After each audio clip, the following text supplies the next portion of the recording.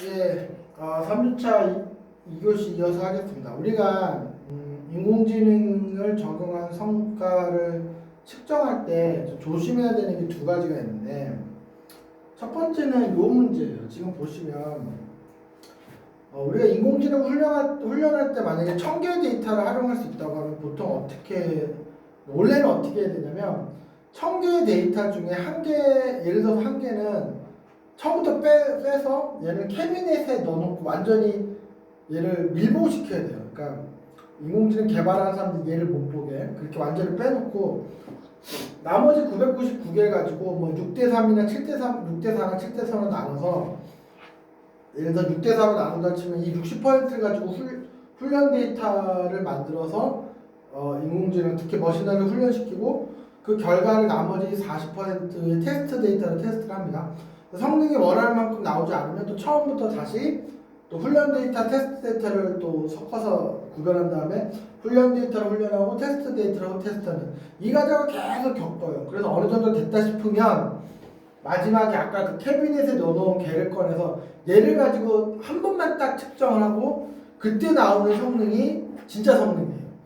그때 나오는 성능이 현실 세계에 갔을 때 우리가 맞닥뜨리게 되는 진짜 성능인데, 많은 경우에 어떤 일이 벌어지냐면 전체 1000개 데이터를 훈련 데이터와 테스트 데이터로만 나누고 훈련 데이터를 훈련하고 테스트 데이터를 테스트한 다음에 또 다시 섞어서 훈련 데이터를 훈련하고 테스트 데이터로 테스트하는, 이걸 수천 번 수만 번 반복을 해요. 그런 다음에 그럼 점점 테스트 결과가 좋아질 거 아니에요. 그럼 마지막에 가장 좋은 테스트 결과를 이게 우리 성능이다라고 얘기하는 거예요.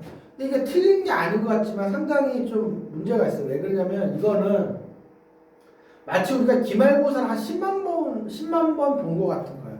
그러니까 우리가 기말고사 문제를 미리 습득해서 그거 가지고 공부한 건 아니고 교과서를 공부하고 기말고사 시험 본 건 맞지만 이 교과서가 훈련 데이터를 상징하고 기말고사 시험지가 테스트 데이터 상징하는 거예요. 훈련 데이터랑 테스트 데이터가 구별된 건 분명하지만 테스트 데이터로 테스트를 하고 나서 우리가 뭔가를 생각하게 된다. 다음에 훈련할 때는 좀 이렇게 해야지. 그렇죠? 그리고 또 실제로 그렇게 또 훈련하고 다시 테스트했더니 테스트 결과가 좋아. 그럼 그 방법은 효과가 있는 거라. 그럼 그 방법 계속 써요. 또 반대로 다른 방법을 써봤더니 오히려 테스트 결과가 안 좋아져. 그럼 그 방법 일부러 빼고. 우리가 이런 식으로 최적화가 될 수 있다는 거예요. 그러니까 그렇게 해서 나오는 결과는 진짜 실력이 아닌 거죠. 그러니까 우리가 뭐 예를 들어 골프 좋아하는 분들이 한 10년 동안 계속 똑같은 골프장 그린만 가는 거야. 매일 그냥. 거기 있는 그린은 다 외우고 뭐 거기에 다 익숙해져 있으니까 그러니까 되게 타수가 적게 나올 거 아니에요. 그러다 그 사람이 전혀 새로운 그린에 가면 뭐 형편없는 타수가 나오겠죠. 그러니까 이런 일이 실제로 많이 벌어집니다. 그래서 우리가 요 진짜 테스트를 데이터를 처음부터 완전히 빼놓고 이걸 가지고 계속 작업을 하고 마지막에 얘 가지고 한 번만 테스트를 하고 그 결과 성능이 마음에 안 들면 처음부터 다시 해요. 처음부터 근본적인 부분에서까지. 이게 지금은 이제 여러분들이 머신러닝을 직접 하고 있지 않으니 좀 와닿지 않을 텐데, 이거는 어느 정도 실습을 한 상태는 제가 다시 말씀드릴게요.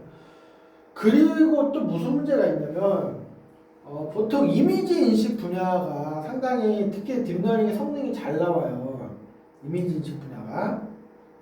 그러다 보니까 우리가 이제 딥러닝의 눈높이가 이미지 인식 딥러닝에 맞춰져 있는 경우가 많은데 그거 상당히 좀 위험한 접근일 수 있다는 거죠. 우리가 왜 이미지 인식 분야는 딥러닝 성능이 높으냐면 우리가 이제 딥러닝을 하려면 훈련 데이터를 확보한 다음에 훈련 데이터를 사전에 잘 분류해야 돼요. 그러니까 뭐 이거는 트럭이고 이거는 자전거 이런 걸 분류를 해야 되고 우리가 그런 분류 작업을 라벨링이라고 합니다. 라벨링. 근데 우리는 앞에서도 얘기했지만 하루에 10GB의 이미지를 받아들이고 처리하는 사람들이기 때문에 다들 이미지 전문가들이에요. 자, 한번 보세요. 이 박스 안에 트럭이 한 대 있고 자전거가 한 대가 있다고 치면 딥러닝이 이걸 보고 뭐라고 얘기하면 맞게 얘기한 거죠?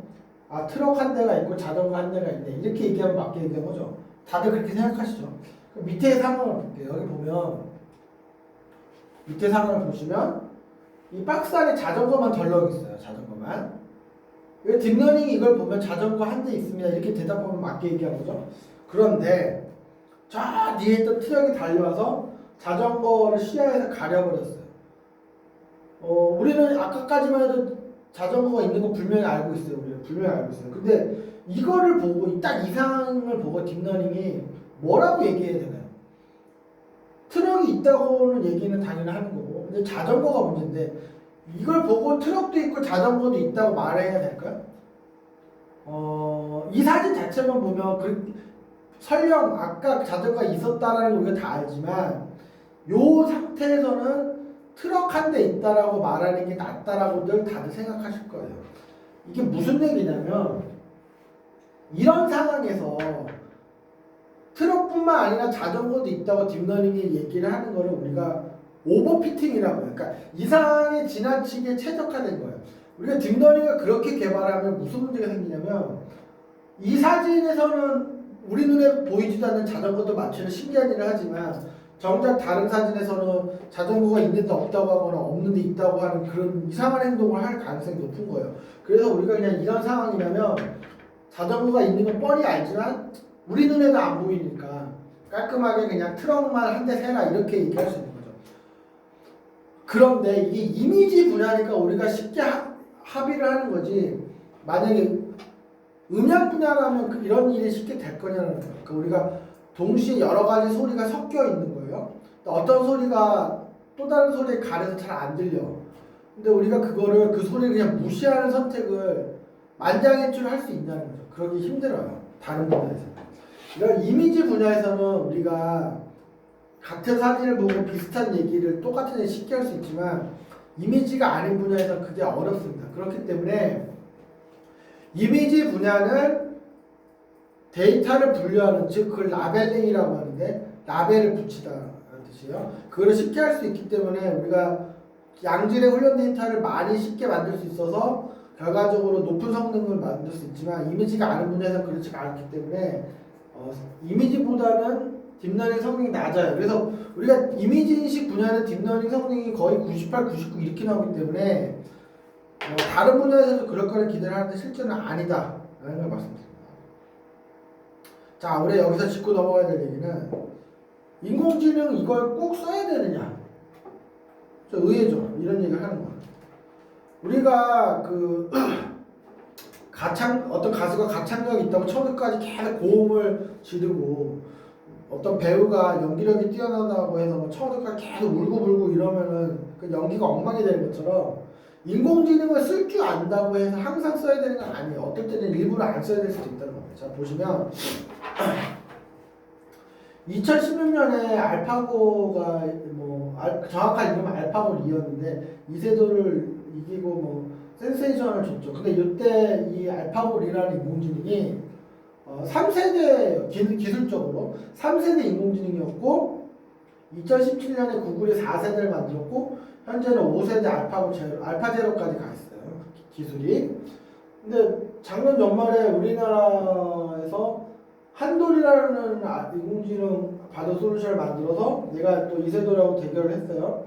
근데 이 한돌은 기술적으로는 4.5세대예요. 그러니까 2016년에 알파고 리가 3세대였으니까 기술적으로 훨씬 더 앞섰는데 세 번의 대국이 있었는데 이세돌이 이기기도 하고 지기도 하고 그랬는데 이걸 딱 보시면 최소한 시간이 3년 거의 꽉 차게 4년이 흘렀고 3세대 인공지능이었다면 이거 4.5세대 인공지능이니까 기술도 더 좋아졌는데 우리가 느끼기에는 이때보다 인공지능의 성능이 압도적으로 더 나아졌다고 보기가 힘들어요. 이게 왜 이런 일이 벌어지냐면 작년 연말에 우리나라에서 썼던 바둑 인공지능의 기술 자체는 저 때보다 분명히 앞섰지만 저 때에 비해서 우리가 쏟아부은 리소스가 많지가 않은 거예요.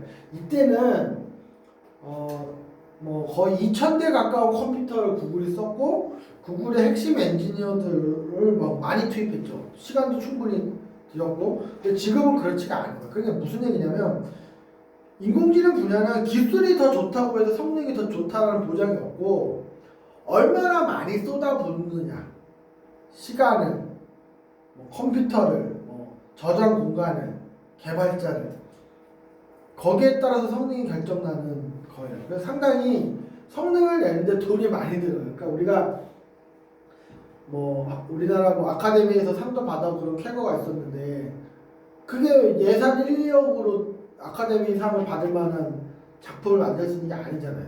시간도 많이 걸리고 시행착오도 많이 겪어야 되고 그런 부분이 있습니다. 자, 이게 또 좀 극적인 예가 1311년 세종 11년 때 일본 국왕이 뭐 골칫거리를 우리한테 주려고 했는지 모르겠는데 선물로 코끼리를 한 마리 갖다 줬어요. 근데 뭐 신기하게 생긴 힘들세고 근데 이 코끼리가 너무 많이 먹고 뭐 다루기가 힘든 거예요. 그래서 실제로는 이유라는 이름의 관리가 이 코끼리가 너무 말을 안 들으니까 이제 침을 뱉은 거예요. 코끼리가 또 화가 나서 이 이유라는 관리를 또 밟아서 죽였어요. 그래가지고 이게 코끼리가 어떤 섬으로 기양도 가는 이런 일이 있었죠. 인공지능은 코끼리처럼 이렇게 힘도 세고 뭐 능력도 있지만 다루기도 힘들고 돈도 많이 든다는 거예요. 그래서 우리가 인공지능이 꼭 써야 되는지에 대해서 좀 의구심을 항상 가지고 있을 필요가 있고 또 이런 문제가 있어요. 인공지능. 예를 들어서 특정 발전소에 보면 설비가 많이 들어가죠. 그러면 그걸 제때 고장을 예상해서 고장나기 전에 제때 이렇게 고치고 교체하고 이런 게 필요해요. 근데 만약에 우리가 특정 화력발전소에 딱 맞는 인공지능 솔루션을 만들 수는 있어요. 그것도 쉬운 일은 아니지만 몇 년 만에 그걸 만들었다가 쳐요. 근데 그 다음에 무슨 문제가 있냐면 걔는 딱 그 화력발전소에 맞는 거예요. 다른 동네 화력발전소에 안 맞아요.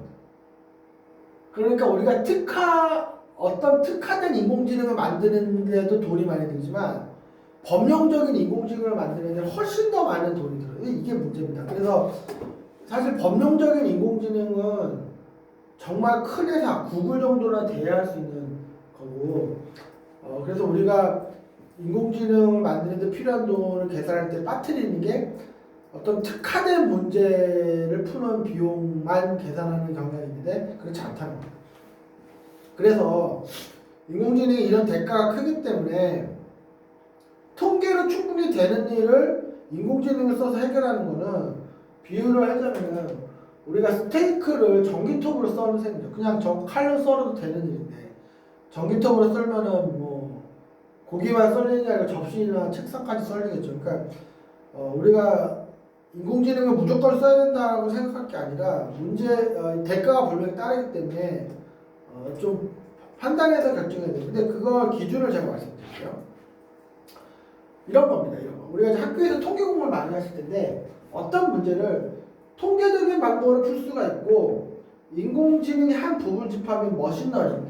이 머신러닝 기법이 한 100가지나 있다고 했잖아요. 머신러닝 기법 중에 하나가 딥러닝인 거예요. 그래서 우리가 통계로 문제를 풀 수도 있고 딥러닝이 아닌 머신러닝을 풀 수도 있고 마지막으로 딥러닝을 풀 수도 있죠. 이렇게 단계를 나눠서 접근할 수가 있는데 이게 밑으로 내려갈수록 비싸죠. 사람도 많이 필요하고 위로 갈수록 혼자 할 수도 있고 간단해요. 돈도 덜 들고. 근데 이거 어떻게 판단하느냐 이거예요. 첫 번째 기준 인포메이션이 충분한 경우에는 위로 올라와도 돼요. 어떤 경우냐면 추신수 선수의 올해 성적은 통계적인 방법으로도 꽤 잘 맞출 수가 있어요. 왜냐면 추신수 선수가 메이저리그 데뷔한 지 거의 20년 가까이 됐기 때문에 데이터가 인포메이션이 많죠. 그런데 밑으로 내려와야 되는 경우는 작년에 신인왕을 받은 강백호 선수, 재작년에 신인왕을 받은 이정우 선수의 올해 성적은 통계적인 방법으로 예측하면 잘 안 맞습니다. 왜냐면 인포메이션 자체가 부족하잖아요. 통상 성적 해봐 1년치 2년치밖에 없으니까. 그러니까 오차가 많이 나는 거예요.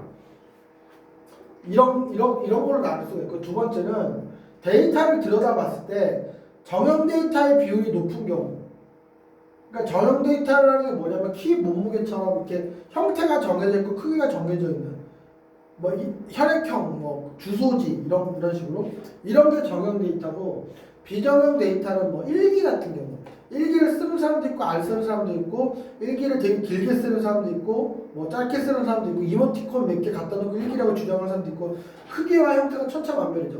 그러니까 뭐 SNS에 올라와 있는 뭐 그림도 있고 글도 있고 뭐 음악도 있고 이런 것들이 비정형 데이터인데 데이터에서 정형 데이터의 비율이 높을수록 통계가 잘 먹히지만 비정형 데이터의 비율이 높으면 밑으로 내려오는 게 좋은 거예요. 그리고 마지막 기준은 뭐냐면 문제가 선형적인 거동을 보이면 위로 올라갈수록 좋아요. 선형적인 거라는 걸 뭐냐면 예를 들어서 공부를 많이 할수록 성적이 좋을 것이다 라는 가설이 있다고 쳐볼게요. 보통 그렇겠죠. 같은 조건이면 아무리 공부를 많이 할수록 성적이 좋을 테니까.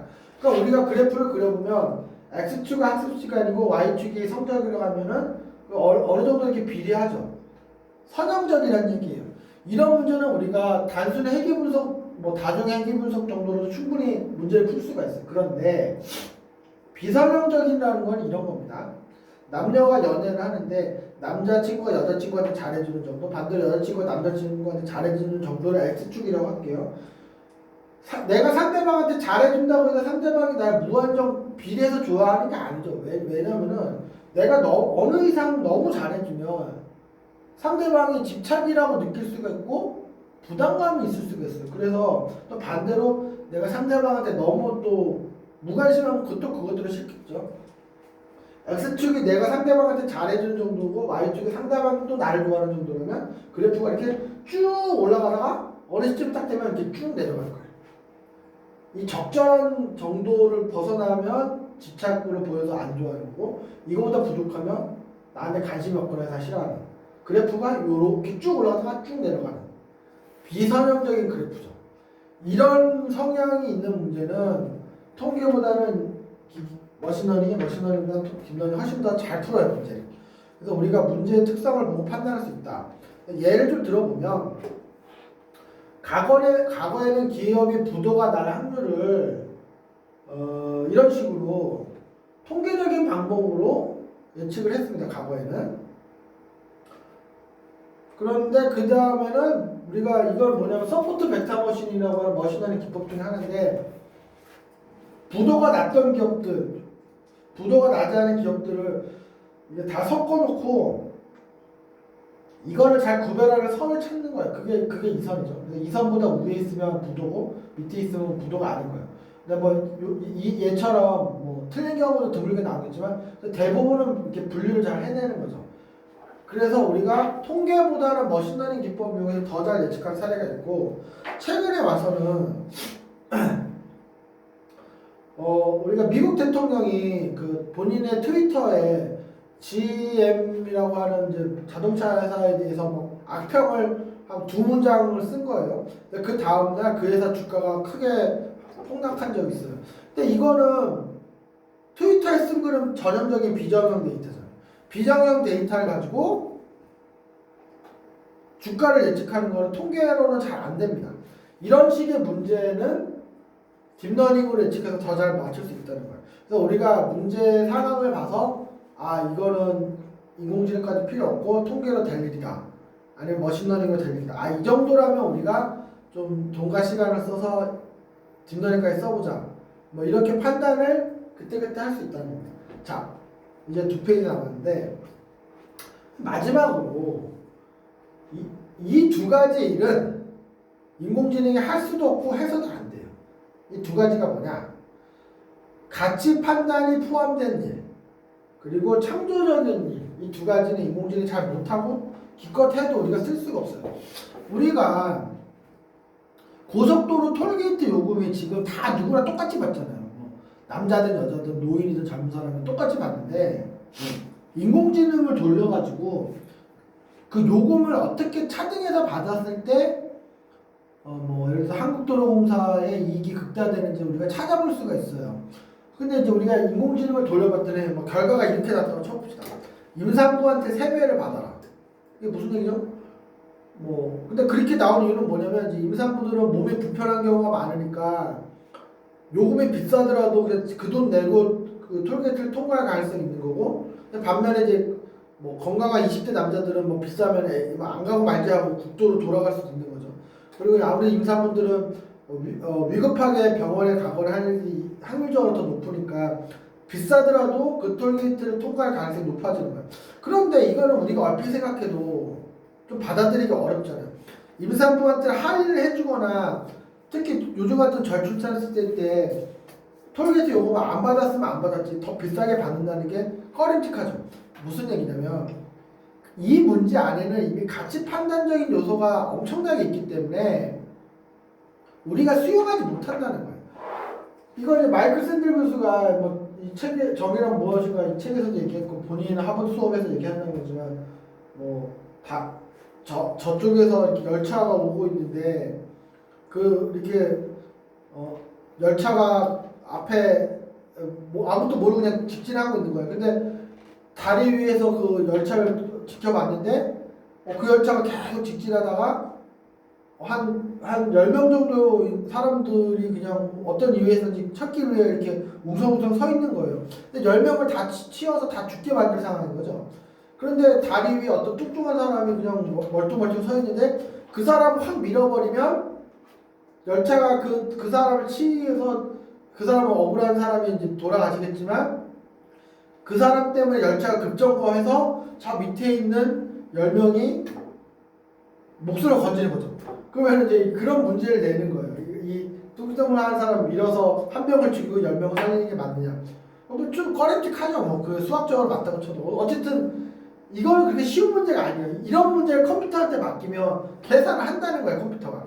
10명을 살리고 1명을 죽여도 이렇게 나올 수 있지만 그게 수학적으로 맞는 말이어도 우리는 수용 못하죠. 이건 가치 판단의 문제이기 때문에. 이런 식의 문제는 컴퓨터한테 맡길 수가 없다는 거예요. 우리가 정치적인 결정, 뭐 사실 뭐 세금을 많이 걷어서 누구한테 줄 거냐 말 거냐, 뭐 나 열심히 살았는데 왜 나한테 세금을 많이 걷냐, 이런 문제는 가치 판단이기 때문에 영원히 답이 없고, 그래서 우리가 계속 토론하고 양보하고 뭐 다소 마음에 안 드는 것도 수용해도 이런 식의 우리 인공지능한테 그냥 네가 알아서 뭐가 최선인지 결정해서 해 이렇게 하는 문제가 아니라는 거죠. 이런 일이 하나가 있고, 두 번째는 창조적인 일도 마찬가지인데 현재 존재하는 인기 있는 노래들을 다 수집해서 얘들을 잘 조합한 다음에 표절이 아닌 수준에서 새로운 노래를 만드는 이런 식의 작곡은 인공지능이 훨씬 더 잘해요. 그런데 약 20년 전에 이 누구죠? 퀸이죠. 퀸의 그 프레드 머큐리가 보헤미안 랩소디를 만드는 저런 식의 작곡은 인공지능이 절대로 못합니다. 왜냐면 저 시절의 노래를 아무리 섞어도 저 노래는 안 나오죠. 그냥 프레드 머큐리 개인이 이게 음악의 미래라고 그냥 믿었기 때문에 그냥 나온 거예요. 그러니까 임상파 하가들이 대부분일 때 뭐 드렌 같은 야수파나 피카소 같은 입체파가 그냥 그 사람들이 창의적으로 이게 새로운 음악의 조류다 하고 만들어버린 거죠. 그러니까 인공지능한테 그 시절에 어떤 사례를 왕창 준다고 해서 보헤미안 랩소디를 만들고 뭐 입체파 미술을 만들고 이렇게 못한다는 거예요.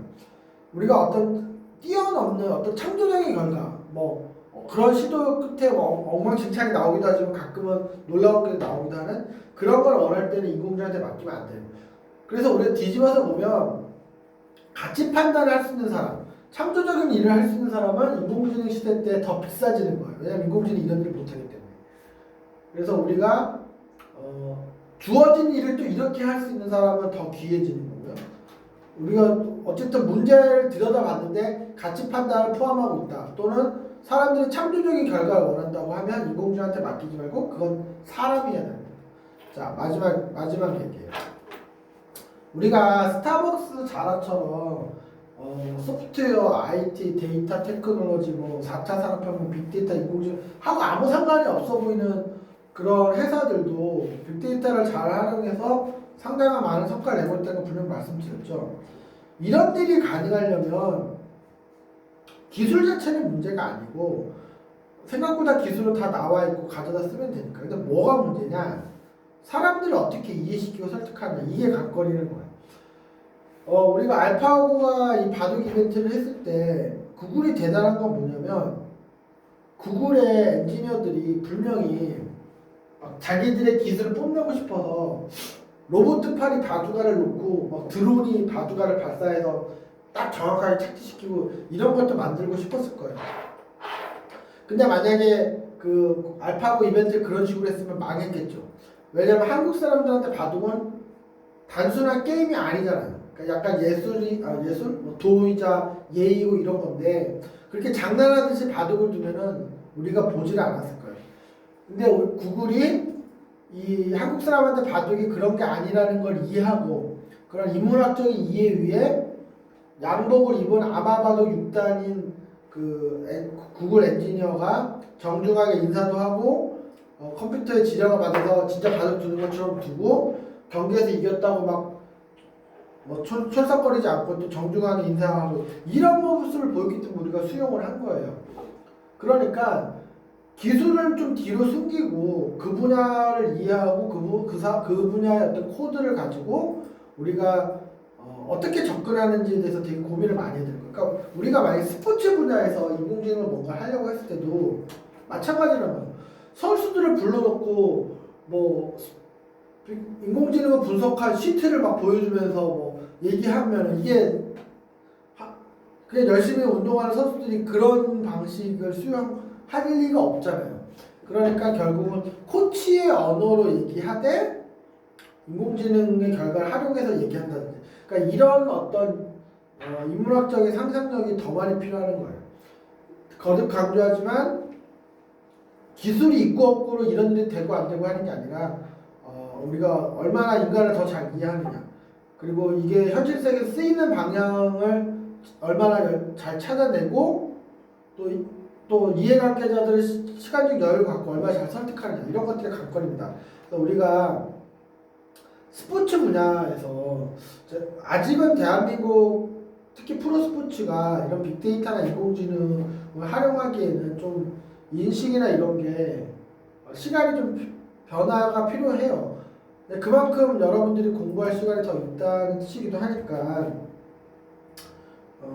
우리가 좀 이제부터는 이제 개론적 얘기는 설명을 다 했으니까 우리가 실제로 하나하나씩 같이 실습을 하면서 우리가 스포츠 분야에서 빅데이터를 어떻게 분석하고 어떻게 활용할 수 있는지 한번 같이 생각을 해보도록 하겠습니다. 지금 그러면 이제 3주차까지 지금 마친 거고요. 우리가 이제 4주차가 날짜를 보면 어딘가요? 4주차가 4월 6일 화요일인데 수업이 4월 6일 9시 30분부터잖아요. 그러면 제가 4월 6일 화요일 오전 9시 20분에 우리가 개설해 놓은 그 단톡방에 줌 그 링크를 어딘지 안 보네.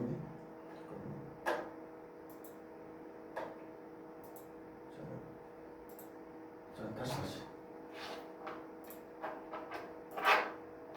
우리가 다음 수업은 4월 6일 화요일이니까 제가 4월 7일 화요일 오전 9시 20분에 우리 개설해 놓은 단톡방에 여러분들이 줌 화상에 들어올 수 있는 링크를 드릴게요. 그래서 그걸 보시고 9시 30분까지 다 입장을 하셔가지고 아마 이제 4월 7일은 이제 우리가 줌으로 수업을 하는 또 첫날이라 이런 시행착오는 좀 불가피할 것 같긴 한데 일단 다 들어오셔가지고 그때부터는 계속 우리가 줌 환경에서 같이 실습을 하는 그런 상황을 만들어 보도록 하겠습니다. 자, 모두 수고하셨습니다.